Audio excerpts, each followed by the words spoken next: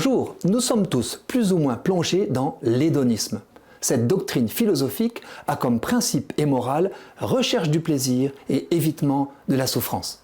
L'époque moderne nous y pousse, elle promet de nous émanciper par la technique des limites inhérentes à notre nature humaine. Associé à l'individualisme, l'hédonisme fait miroiter la possibilité de faire ce que je veux, quand je veux, où je veux. Reconnaissons que ce zéro contrainte est attractif, car l'être humain est par essence épris de liberté. Qui ne cherche spontanément son plaisir tout en fuyant les souffrances? Au restaurant, à prix égal, ne choisit-on pas le plat qui nous plaît le plus en évitant celui qui nous rebute? Et l'on aimerait pouvoir décliner cet exemple dans tous les domaines de la vie.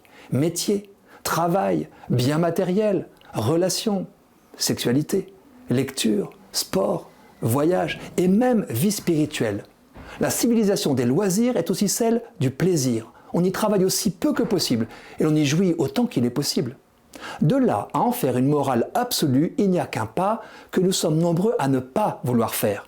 La sagesse basique nous apprend que réduire notre quête de bonheur à celle du plaisir maximum et à la souffrance minimale est à la fois illusoire et dangereux. Illusoire car il nous faut bien affronter les épreuves inhérentes à la vie sans les assimiler au malheur. Dangereux car la quête effrénée du plaisir aboutit vite à la violence contre les autres et contre soi-même.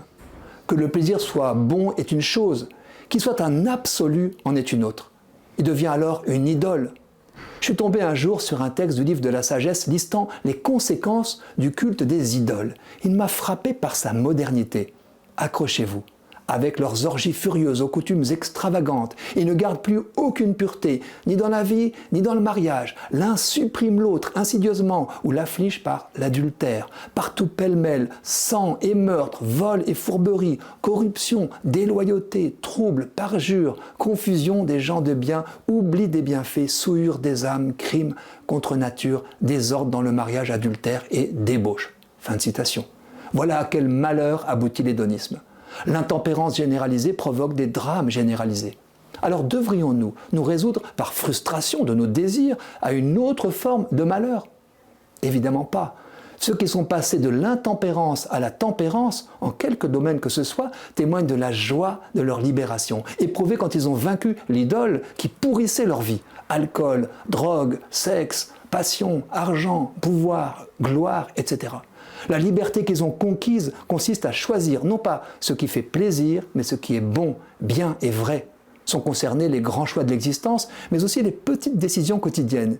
Il suffit de remplacer la boussole plaisir par la boussole bien et tenir ce cap, passer de je fais ce que j'ai envie de faire à je réponds à l'appel de ma conscience. L'on peut alors concevoir et goûter l'existence comme une ascension, courageuse, douloureuse et joyeuse à la fois. Qu'il soit toujours possible, à tout moment, en renonçant à l'hédonisme, de viser une joie, un bien-être, donc un plaisir plus grand, est une bonne nouvelle.